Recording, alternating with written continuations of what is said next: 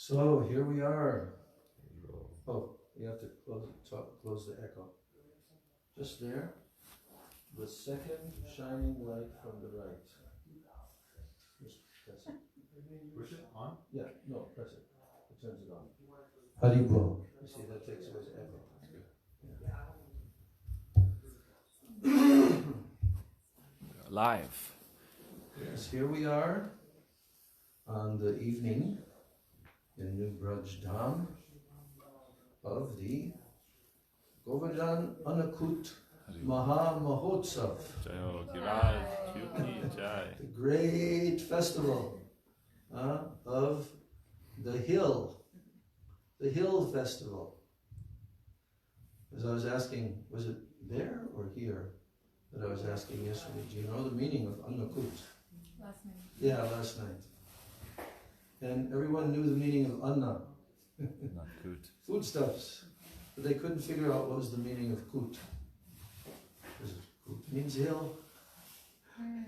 Hill of Prasadam. Hill of Boga. Yes, the hill. Well, it became Prasadam. After Giriraj ate it all. Yes. And then he made it come back again. Yes. And then everybody else could eat the hills of Prasadam. And I just remember in the Krishna book also, Prabhupada stressed that these are actual hills, you know, like a huge hill of rice, and a huge hill of halava. And then there would also be hills of everything else, you know. We see that in Navadvip, you know. You get a little glimpse of it. Yeah. Navadvip, it is a hill of rice and a hill of, you know, halava. They make them big. Like yeah, Dalkund and, you know, yeah. with Gurudev, it would be like a hill of rice. Yeah, yeah. Just a small glimpse. Right. But they were actual gigantic, huge hills. Yeah. And there was no scarcity. Did Dharma get his share today? I think so. Sure. Did he, Jai Govinda? Yes, Mark. Yes, All varieties. There was no restriction for him today. No restriction for him today. He all Okay. feasted on all of it. Now he's sleeping. Yeah. Actually, Krishna, in the Krishna book, Prabhupada is telling about how Krishna told at the very end that anyone who doesn't observe this, and anyone who does not feed the lower creatures and so forth, oh, very dangerous. There are many snakes on Govardhan Hill. They will bite you and you will die.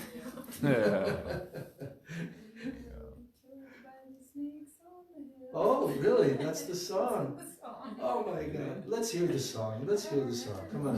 It's Govardhan Puja night. No, let's hear it. Come on. That's part. All of our puris, pakoras, rasagullas, tandashi, rice, and for the brahmanas, chanting the Vedic hymns, decorate the cows, feed them well, keeping them in front, so command like a hill. You don't remember? Lots of prashadam, and for the cows as well, worship Govardhan Hill. All the people of Vrindavan, for you will be killed by the snakes on the hill. So jolly. And then it goes into, it has all the levels of the There's so much more of it, huh? All different pastimes. thunder, lightning, ice is falling too. We are now in danger, what shall we do? Govinda, Govinda, your mercy is sweet. Let us take shelter of your lotus feet. And then one there under the hill. We're not hungry, we're not thirsty, we don't even want to sleep. We just wonder how has Krishna held the hill for one whole week.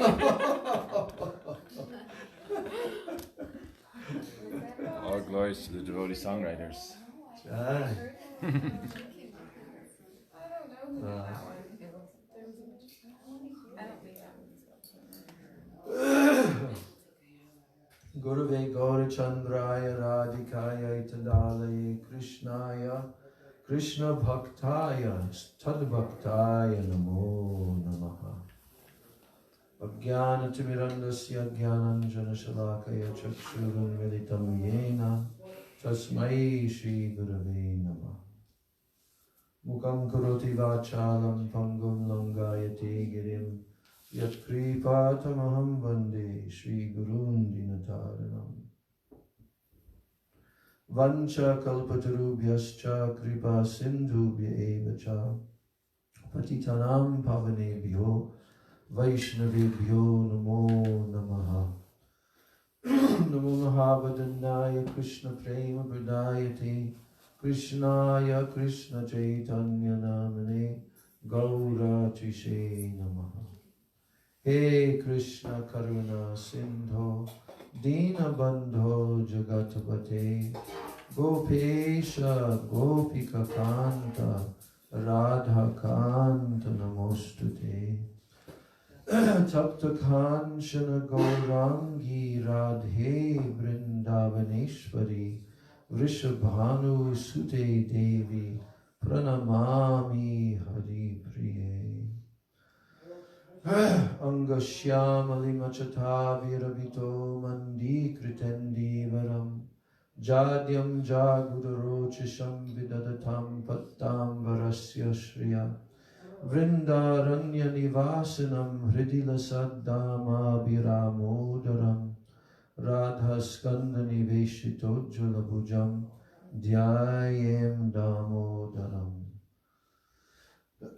Bhaktya Vihina Aparadha Lakshyai Kshiptascha Kamadi Taranga Madhye Kripa Maitvam Sharanam Prapanna Vrinde Numaste Charanarvindam Vrindayai Tulsi Devyai Priyai Keshavasya Cha Krishna Bhakti Prade Devi Satyavachai Namo Namaha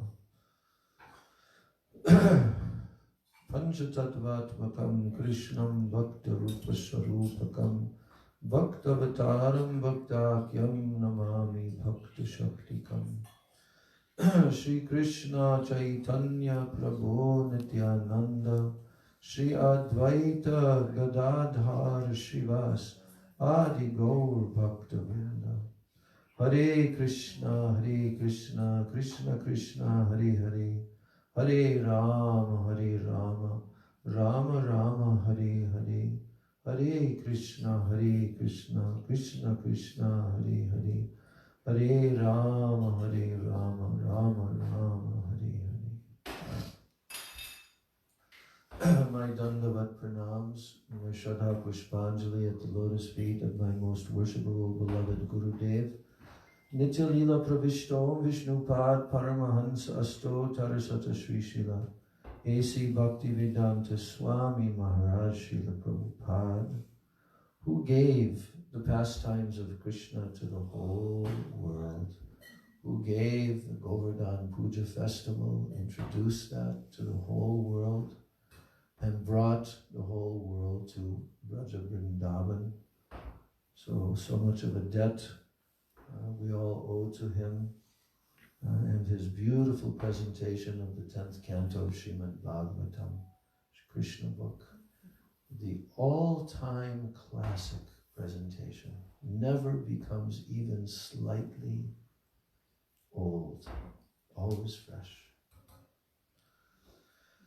And my Dandavat pranams to the lotus feet of my most worshipful beloved Siksha Gurudevs, Nitya Lila Pravishto Vishnupad Paramahansas Tatarasata Sri Srila Bhakti Rakshak Sridhar Goswami Maharaj, and Nitya Lila Pravishto Om Vishnupad Paramahansa Asto Tarasata Sri Srila Bhakti Vedanta Narayan Goswami Maharaj.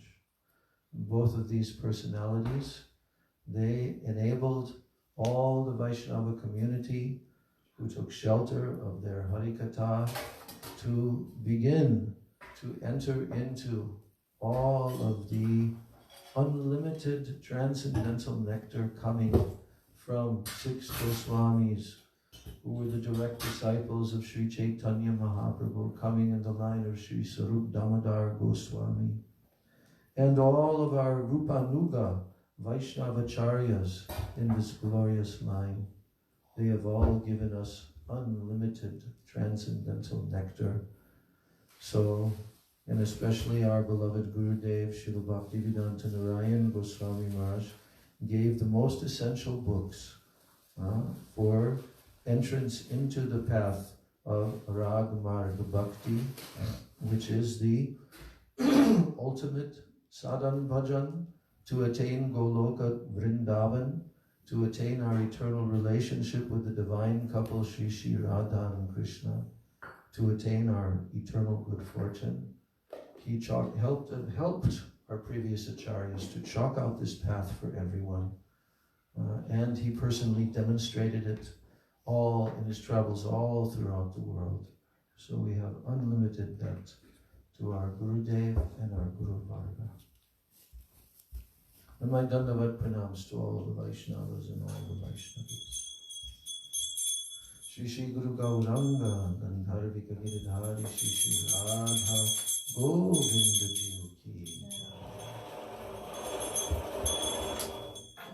So, just to begin, I wanted to read from Gurudev's Braj Mandala Parikrama book, when he begins the section of Govardhan, and he tells the two stories that are given in the Shastras of how Govardhan appeared in this world, and his introductory words to Govardhan. And then after, I want to read from Ananda Vrindavan Champu, which probably will take a few days to cover.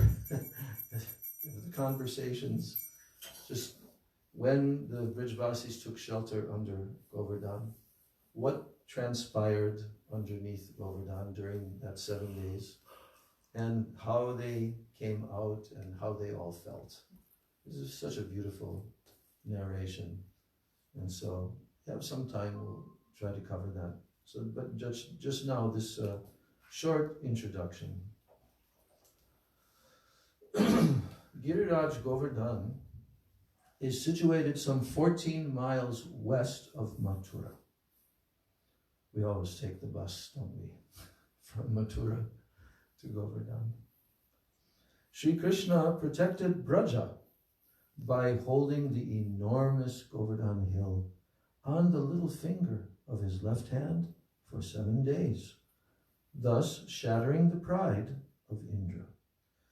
Giriraj has descended from Sri Krishna's transcendental abode, Goloka Vrindavan, to Braja on this earth planet.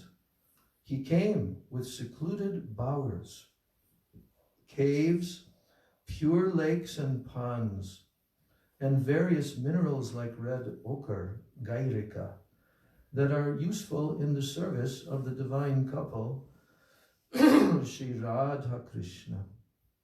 Giriraj Govardhan is non-different from Krishna in tattva. Yet, he is considered to be Haridas Varya, the best among all the servants of Hari. So both. He is, first of all, he is Krishna, and Krishna demonstrated that in the pastime when he appeared in the huge form that looked just like Krishna, and the small form of Krishna, and was worshipping and bowing down to the big form. So one of the things he was accomplishing there was to show all the Brijvasis and reassure them that, yes, I am Govardhan, and Govardhan will protect you, and Govardhan will reciprocate with you. And he did. So, but yet, Govardhan is also Haridas Varya.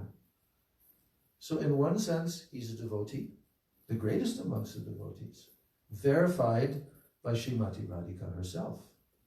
But at the same time, he's also Krishna.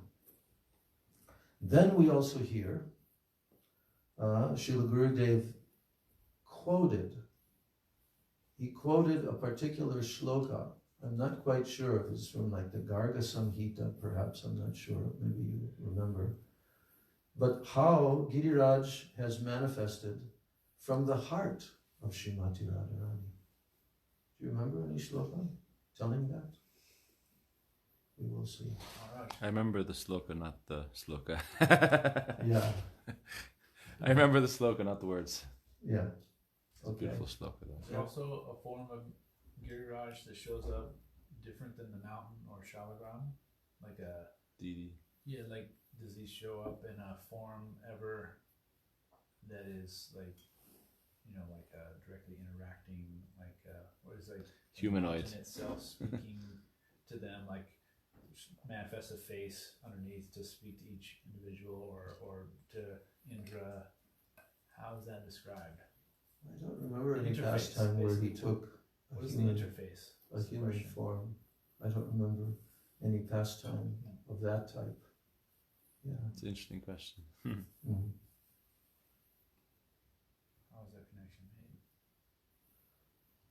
made? How is what connection? The relationship with Giriraj is saying when he's speaking. Well, how is that coming across? How is it? You mean that when the big form is speaking on the hill, Yeah. when he manifests that form? Yeah, that is that form. That's the form. That's the form. That's like the form. four-armed So in form, that I think, like form, is it Narayan. like- Right? Yeah, yeah, Because the Brajavasis worship Narayan as God, so he appears like that to them, I think. yeah. Krishna doesn't want to show I am that because he wants It's not Madhurya. specifying. I think it's four. We Maybe said in many some- hands. in some places. Yeah, yeah. I mean, there's the painting that Gurudev had Shamrani did he do Yeah. in Govardhan, right? Just Did he one show hand, right? 4 arms in that painting? When did you remember? The one in the front side of Yeah. Govardhan. I think it's 4 I hands. remember. Mhm. So I think Krishna is making the point that he is Bhagavan, Yeah. So that's pretty close to what you're looking for, right? Yeah. I mean, if there's Okay. He appears in the form of indications God, that- basically. Yeah. Yeah. Okay. Narayan. Yeah. Haridas, Hari. Shakshadari. So, and the gopis spoke of him as follows. "O my friend, this Giriraj is the topmost among Sri Hari's servants and is absorbed in supreme bliss, being always touched by Sri Balaram's and Sri Krishna's lotus feet. Giriraj serves and satisfies Sri Krishna, Balaram, the cowherd boys, and the cows by providing them with water from his pure lakes and ponds, with lush grass, fruits, roots, and various minerals like gairika." So that's, of course, the verse in which Srimati Radharani names him. Is from the Venu Gita, where she's naming him as Haridasa Varya. Now, the appearance of Sri Govardhan in Braj.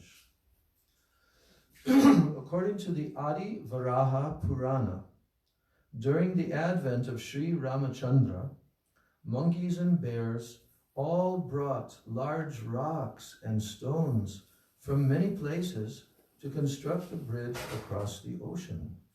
Hanuman also received the order from Sri Ramchandra to help build the bridge. Hanuman uprooted Govardhan from Uttaranchala, but while carrying him to the ocean, he heard a divine sound that announced, "The ocean bridge is now complete. No more rocks are required." Hearing this, Hanuman became somewhat sad, and he put down Sri Giriraj here, where he stands today.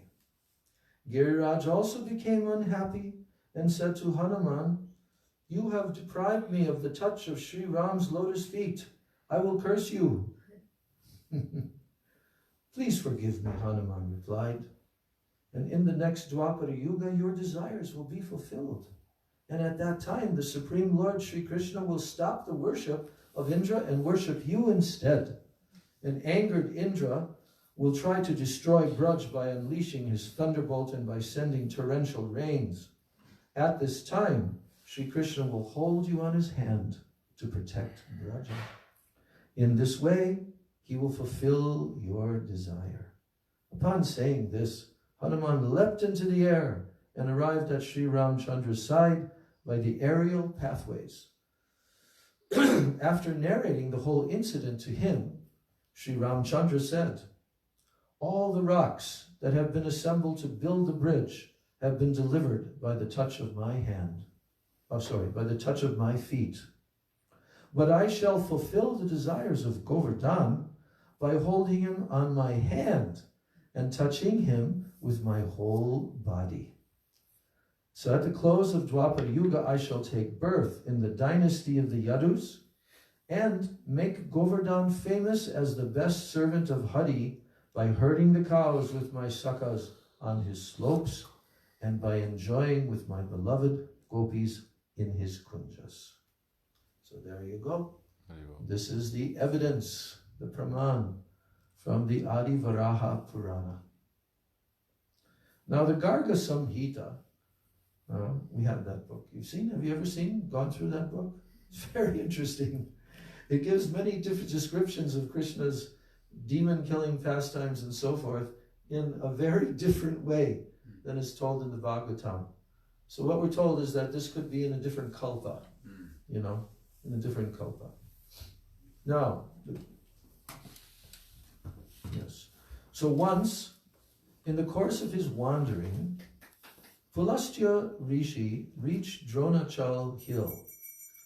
The son of Dronachal, Govardhan, was very beautiful, fragrant, smooth, and full of luxuriant green trees and creepers.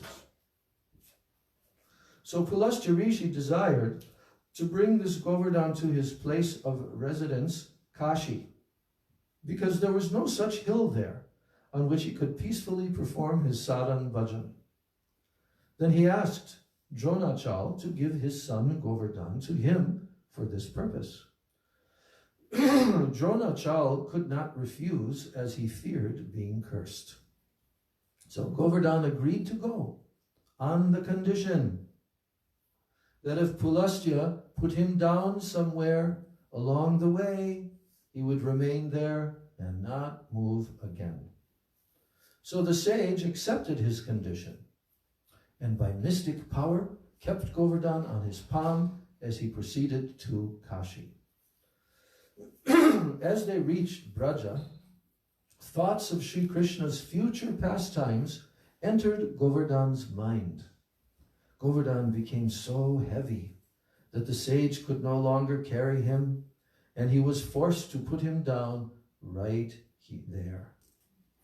After the sage bathed, chanted his regular mantras, sung his prayers, ate and rested, he tried to lift Govardhan again, but remaining true to his word, Giriraj refused to move. And with all his strength, the sage tried to lift Govardhan, but could not do so. Finally, he angrily cursed Govardhan, saying, "You will diminish in size by 1 sesame seed daily." Govardhan happily accepted this curse because he knew about the coming descent of the Supreme Lord Sri Krishna, Shyamasundar, and he said, he thought to himself, Shyamasundar will perform various pastimes on me and I shall be blessed. So Giriraj does, in fact, diminish in size every day. But who can say whether this is due to the sage's curse or due to Giriraj's feelings of separation from Sri Krishna? Yes, so Govardhan was very huge 5,000 years ago. 8 miles. What? 8 miles high. High. Yeah, the height and also the width of Govardhan. See, where presently Govardhan starts to come up from the earth, that's not his actual width. It's underneath.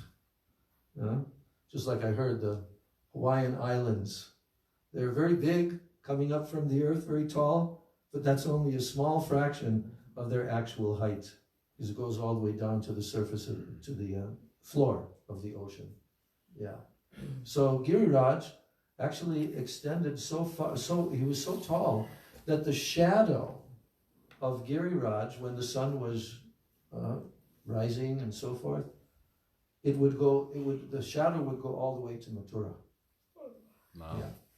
So actually, technically speaking, when we do Govardhan Parikrama, we're walking on top of Giriraj Govardhan, above him anyway. Not directly on top, but at least above him. He's underneath. So in that way, whether it's the curse or whether it's out of separation, because Gurudev told that, like all the trees, we were reading about this the other day, all the trees from the time of Krishna, the desire trees actually, there are a few left. And they're disappearing rapidly, those trees. Especially even in the last 20 years.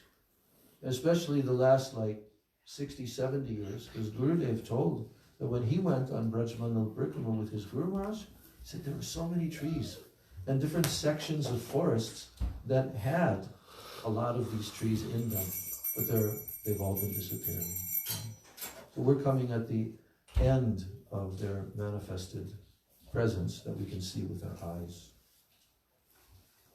All right, so now we're going to go to this unlimited ocean of incredible descriptions of the very many details of the Govardhan pastime written by Sri Kavi Karnapur. Who is Kavi Karnapur? You remember who he was? He's the son of Shivananda Sain. Third son. And what very significant thing took place in the childhood of Kavi Karnapur? I think he was even a baby. He sucked on Mahaprabhu's big toe. Yeah. Mahaprabhu was there in the house of Shivananda Sain, and this little baby crawled up.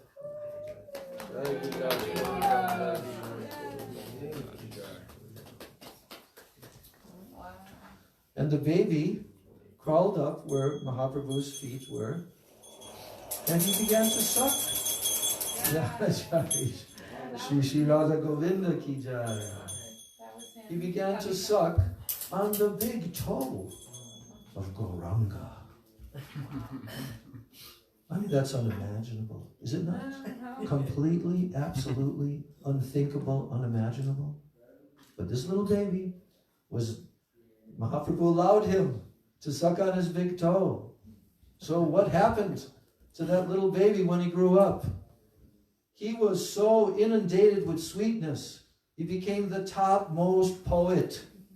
And his descriptions are, like I was saying the other day, I haven't yet seen the actual Sanskrit verses of the Ananda Vrindavan Champu, but we can, it's astonishing, every verse that he writes. And there's so many poetic metaphors and similes. I was telling Vaikanas Maharaj, he was asking, what do you think I should read in the class? Should I read Ananda Vrindavan Champu? I said, well, I've experienced sometimes that it takes a certain kind of audience because it becomes so elaborately, the descriptions, he gives sometimes 4 or 5 examples when he talks about a tree, or the way that the clouds were, or just all these poetic similes and metaphors. So that's what Ananda Vrindavan Champu is, but I can't resist, even though it's a little hard sometimes, and sometimes he's just narrating, so it's easy to follow. But when it gets to those parts, then it becomes very elaborate.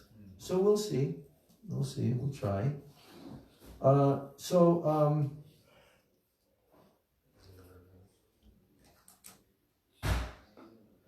right, so I'm just going to read where I've kind of opened up the file to, because I was searching back and forth, where should I begin, where should I?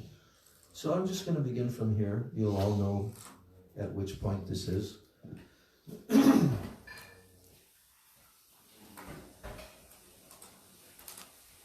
Oh, yeah, I have to read this just before that.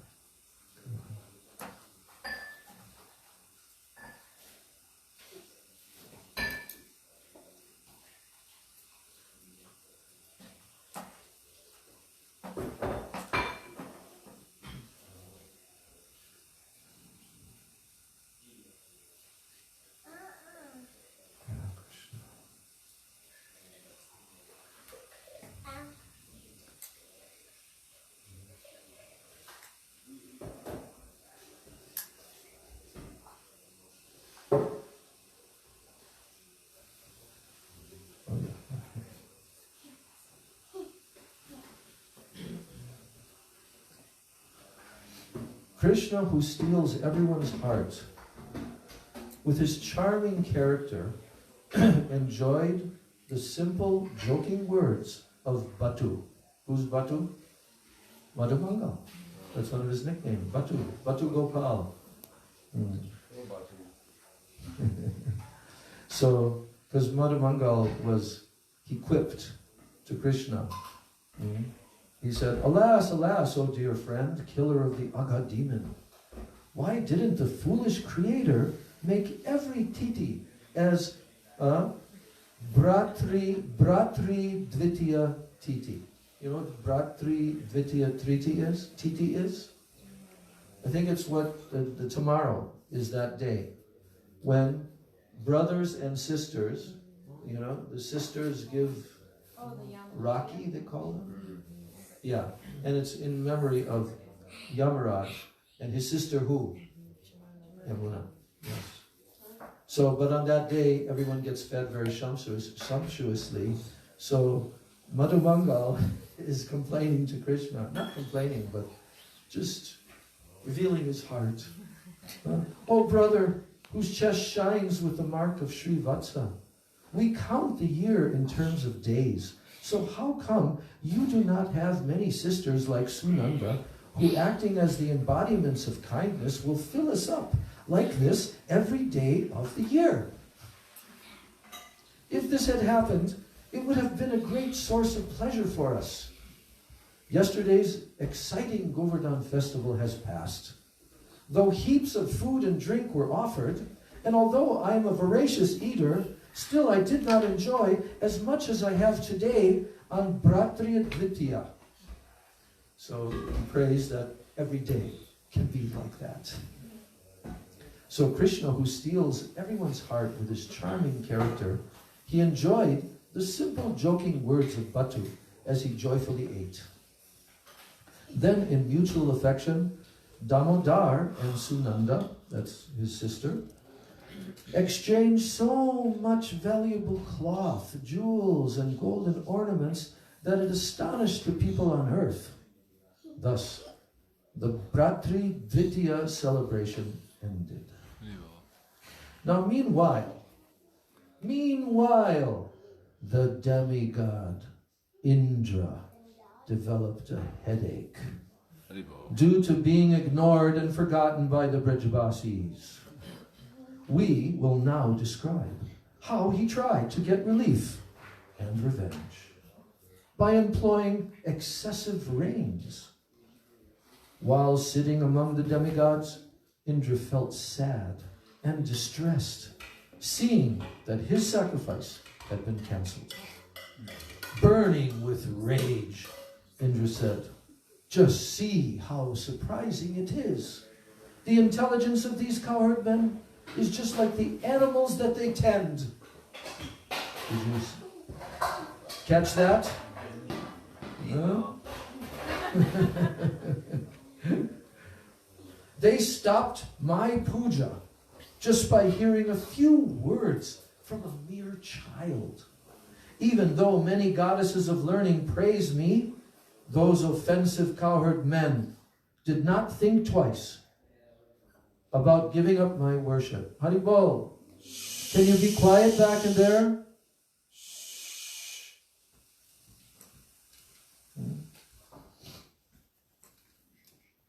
Those offensive cowherd men did not think twice about giving up my worship. Have they been overtaken by false pride? O virtuous cowherd men, now you act deviously without any fear of anyone. Well, I will see how long it lasts. This foolish, arrogant, talk native child has offended me. Even though you claim he satisfies your desires and gives you long, prosperous lives, we will soon see if he really is your ever well-wisher. Overcome by revenge and frustration, Indra considered for a moment how to retaliate against the Brajbasis. Angry Indra then released the powerful clouds of universal destruction known as Samvartaka. Coming before their master, The clouds submitted, "We are your servants and always ready to execute your order." To encourage his servants, Indra glanced at them with affection and appreciation as he addressed them. Ruba, could you bring a cup of water? He said to his servants, "Hung ho." You know that this is written pretty often in the Vrindavan, Ananda Vrindavan Champu. So it's written in Sanskrit as this. Hung ho is Hung, the Sanskrit. hung ho or hung hoi. Yeah. As the Sanskrit. Yeah. Hung hoi. Hung hoi nitya.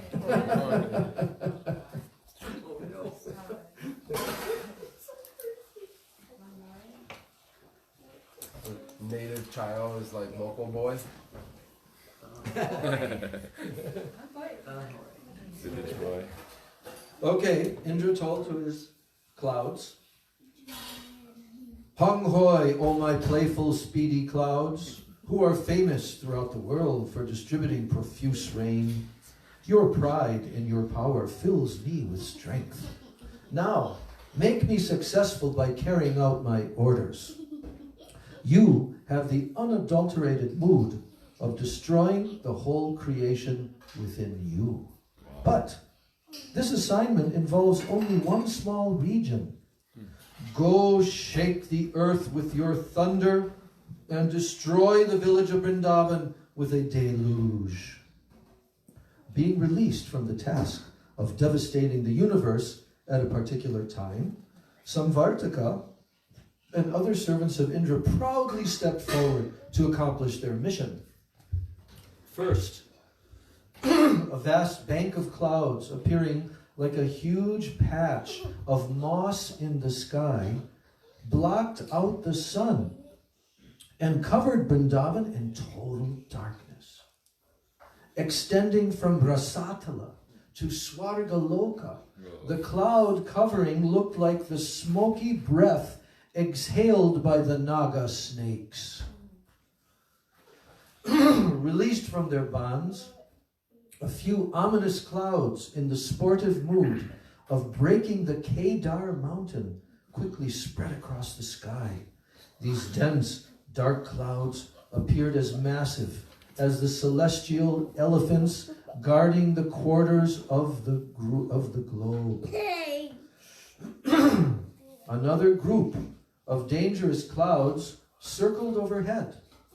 The clouds, like Mount Mainaka, the son of the Himalayas, they continually expanded, and they flew freely in the sky without any fear of being cut by Indra's millions of thunderbolts. One fantastically large cloud bank appeared like a second Loka mountain range. So, read the 5th canto? Huh? Loka. Does that sound familiar to anybody? I haven't read it that much, but I know that it's in the region of the Bhumandala, and it may be similar to the Sumeru, which is supposed to be in the center, right? And we won't start getting into the flat earth theories. So, It's not a Vad, Maharaj, it's a Tattva. yes. One fantastically large cloud bank appeared like a second Loka mountain range. The hard peaks of those clouds continued to grow higher and higher, while simultaneously expanding in all directions.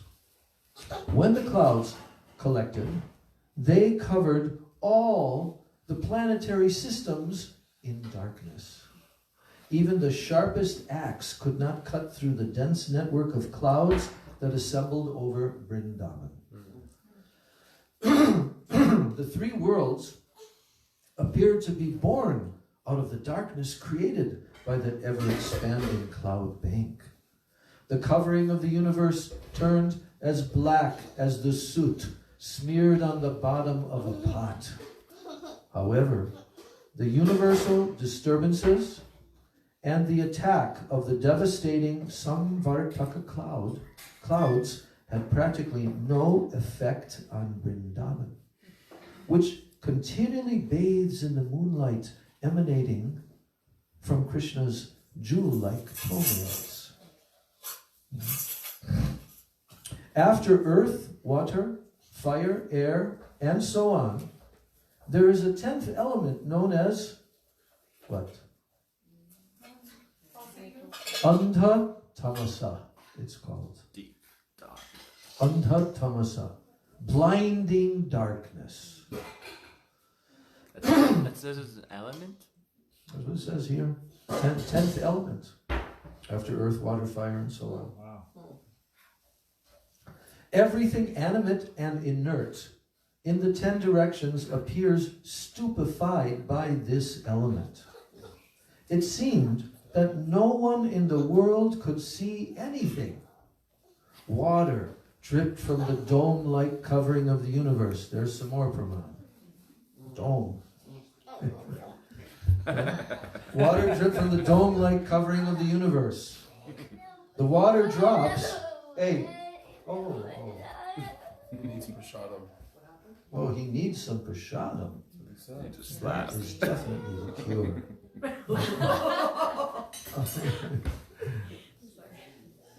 All right. Water dripped from the dome-like covering of the universe.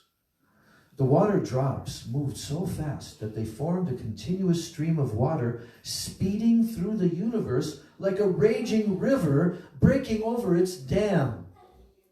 Such a thing will never happen again. That torrential downpour seemed like the long hanging branches of the banyan tree of the sky.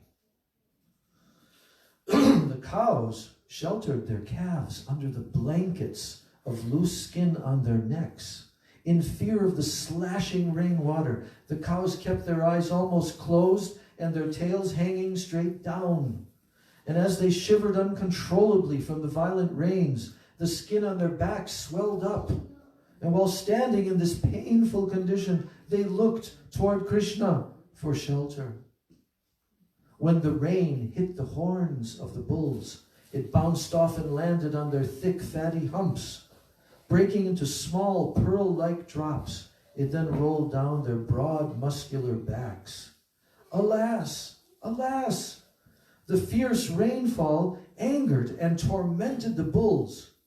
Observing the torrents of rain which fell in columns as thick as the trunks of full-grown banana trees, the cowherd men of Vrindavan thought that the devastation had suddenly arrived. That means the final devastation.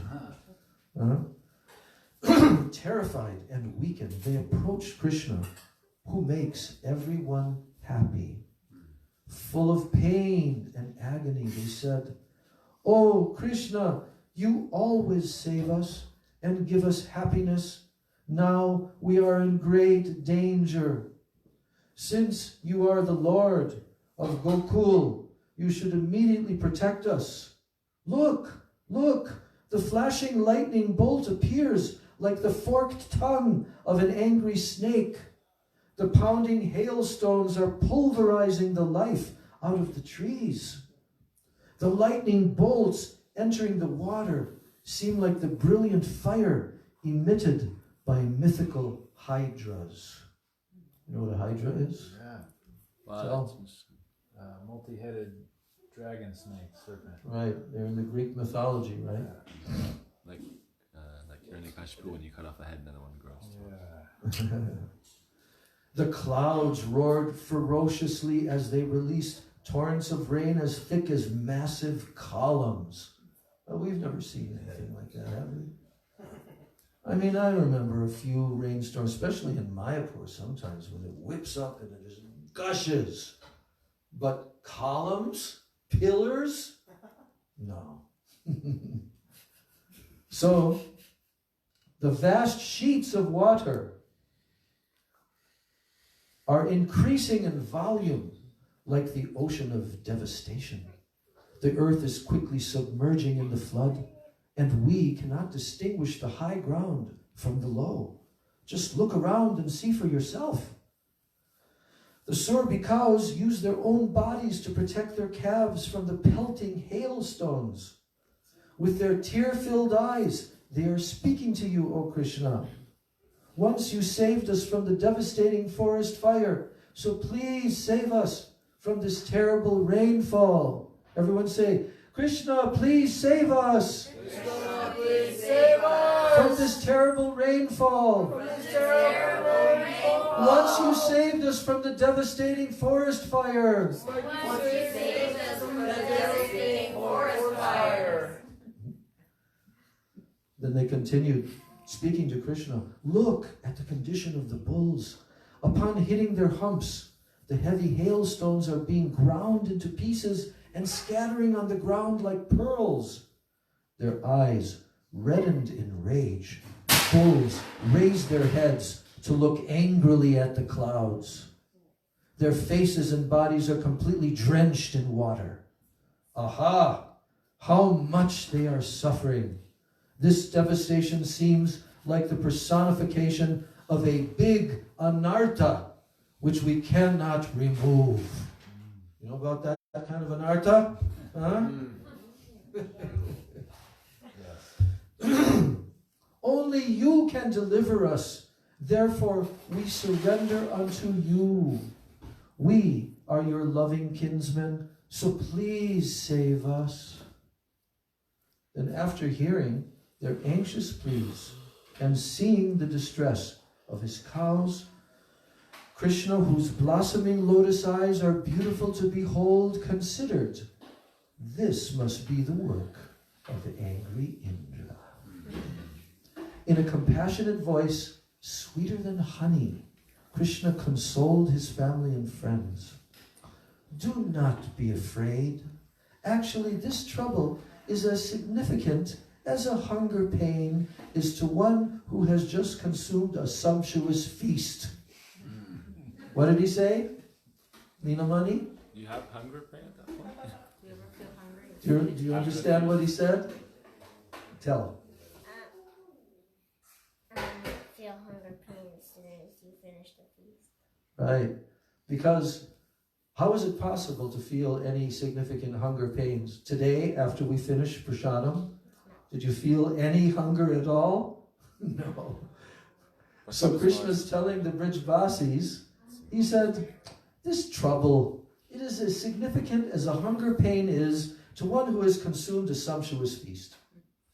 Anyone practicing devotional service can easily remove all anarthas. The kinnaras and the demigods glorify this fact. For your benefit, I will now enact a special pastime to destroy Indra's mountain of pride. As the relisher of nectarine rasas, Krishna has a beautiful body which is as sweet as the honey in a flower. Without even tightening his cloth, he showed complete indifference to the mighty wrath of foolish Indra. What is he? Foolish Indra. Instantly, it didn't take a long time. Instantly, Krishna picked up Govardhan Hill with one hand, and he held it aloft with no more effort than a child takes to hold a mushroom or an elephant uses to lift a clump of grass. Is that difficult for an elephant with its trunk to grab a clump of grass and lift it up? Is it very difficult for any of you kids to lift up a mushroom from the ground? No. That's how it was for Krishna, to lift a mountain. Yes. So, many loud sounds echoed in all directions when the mountain rose into the air. The echoes sounded like a bunch of rowdy children yelling within its many caves. The lifting of Govardhan Hill produced an angry, loud noise that crushed the pride Of who? The elephants guarding the 8 directions. That furious sound roamed around and around within the covering of the universe. The sound had enough intelligence to win a wager on whether it could break the long meditation of Brahma on Brahmaloka. Wow. That sound dared to interrupt the uproarious Madhvika wine-drinking festival of the old ladies on Patala Loka. Nice. That sounds like a fun Gonna remember that one? Huh? That was Polish. The Madhvika wine-drinking festival of the old ladies on Patala Loka. Jai. Don't want to do that. What's that compared to? It's compared to that sound, the lifting of the sound. It dared to interrupt the uproarious Madhvika wine-drinking festival of the old ladies of... So you kids got to remember that one and turn it into a song. Now the flowers falling from the trees appeared to be the form of Giriraj's ecstatic laughter, due to being touched by Krishna's lotus hand. Those falling flowers seemed to be Giriraj's celebrating the destruction of Indra's fame. Growing higher and higher, the sharp peaks of Giriraj cut the ominous cloud cover to pieces. The row of trees along the peaks of Giriraj challenged the trees in Indra's celestial forest. The lions living on top of Govardhan Hill mistook the hovering clouds for elephants, and using their powerful sharp claws, they ripped apart that cluster of elephant clouds. In fear, the clouds ran hither and thither. Seeing Krishna holding Giriraj aloft with his left hand, Mount Kailas shivered in fright while thinking, "Hey, look, who is this covering the sky? How could this happen?" Then Mount Sumeru panicked. Overwhelmed by fear, the elephants of the directions jumped in the Manasi Ganga.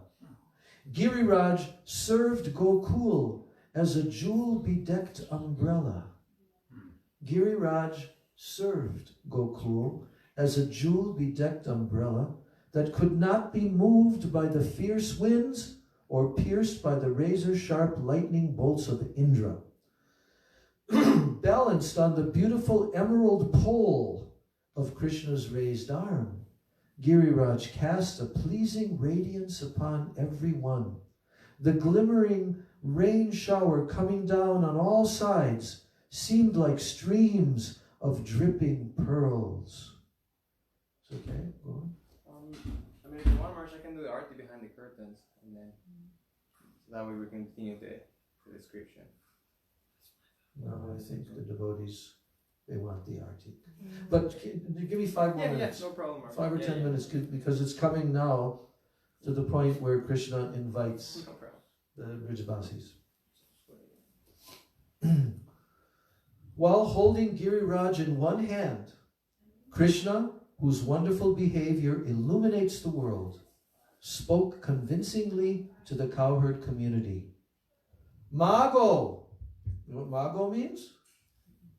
It means, oh mother. Mago. You can learn that. Sometimes you can call your mother, Mago. Mago, do not be in anxiety. Father, do not worry. Oh friends, do not doubt my ability. Giriraj will not fall from my hand. You directly saw how he personally accepted our worship. Did you not, all you Brijbasis? Did you not see how Giriraj personally accepted his worship? Yes. Yes, your worship. Yes, you saw that. So,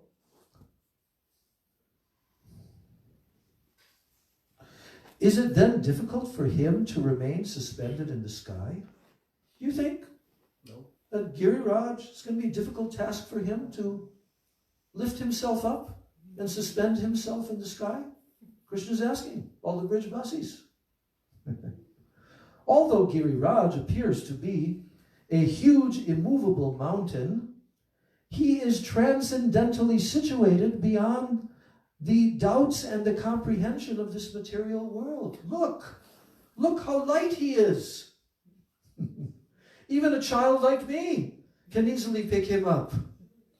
Oh, just see, Giriraj is completely independent and moving according to his own sweet will. In this matter, I am but an instrument. So, what's true? What Krishna is telling here? Yes. Huh? That Krishna is only an instrument? No? We're going to have a debate here, it looks like. Well, the flying mountains there used to be. Yeah. And Giriraj can do as he likes. Yeah. But Krishna's making it happen. Yeah. So Radharani. you can prove either side, probably. Yes, you can. Well, we just read the two stories about Giriraj, how he got to Braj. And both of those stories involve a personality lifting him, but also his own will. He refused to be moved. So that proves it. That's the praman right there. That Giriraj, if he wants, he can make himself light enough that some sage can take him in the air and transport him. And the next moment he can make himself heavy.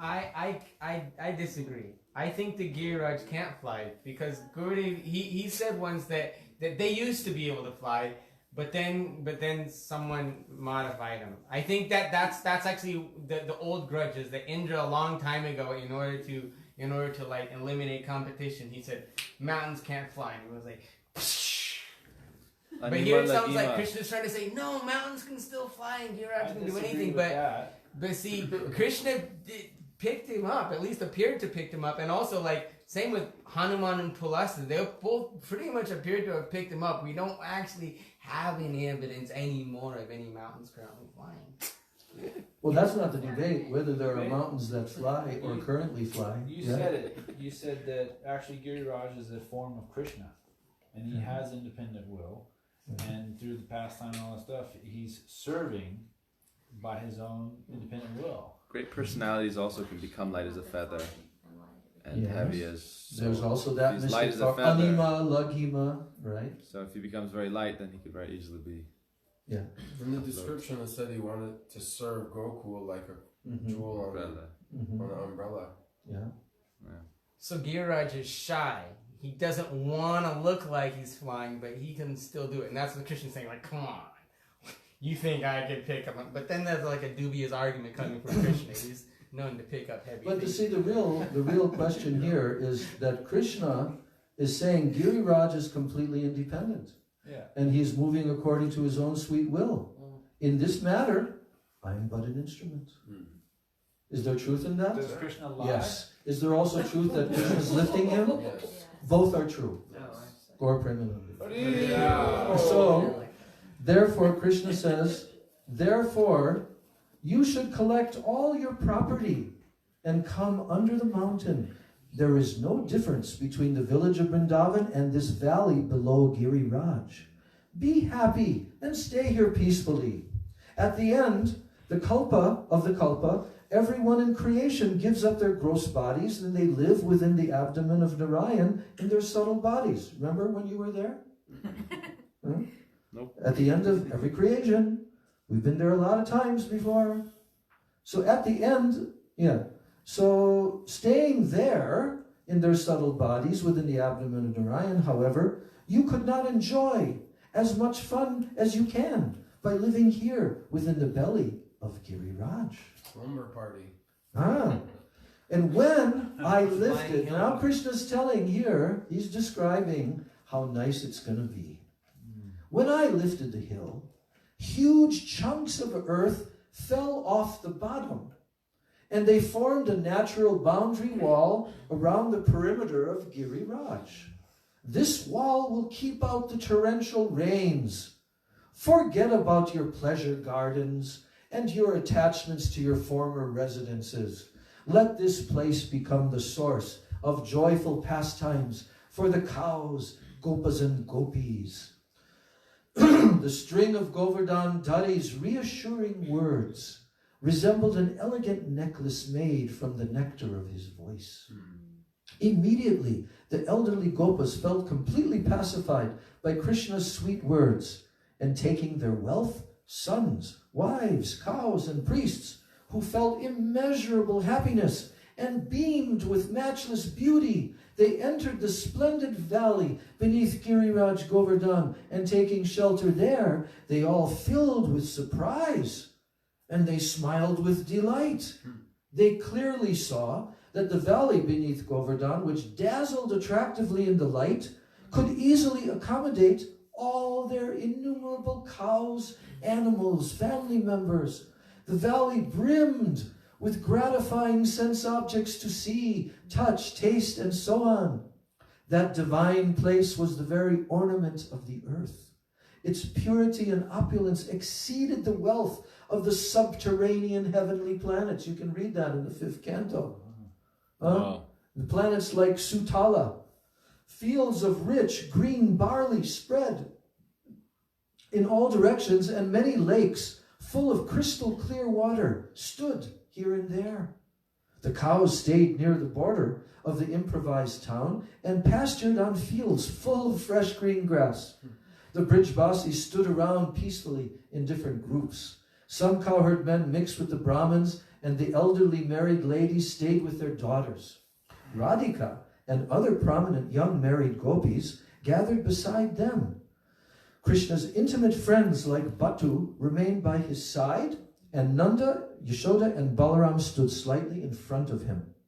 Thus the venerable Brijbasis relished great joy, associating intimately with Krishna.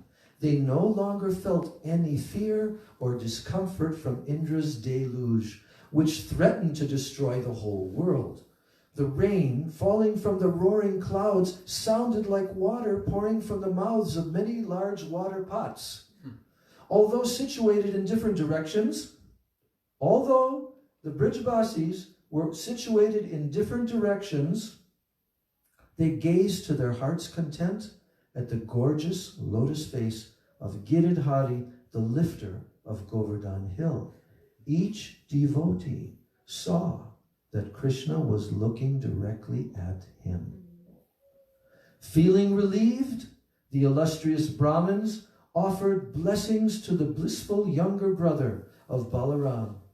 Krishna descended on earth to perform his transcendental pastimes and to crush the pride of the demons and the demigods.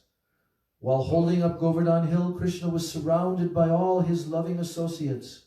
And taking advantage of the intimate setting, they gazed at Krishna with joyful faces. They prayed for his victory or affectionately smelled his head.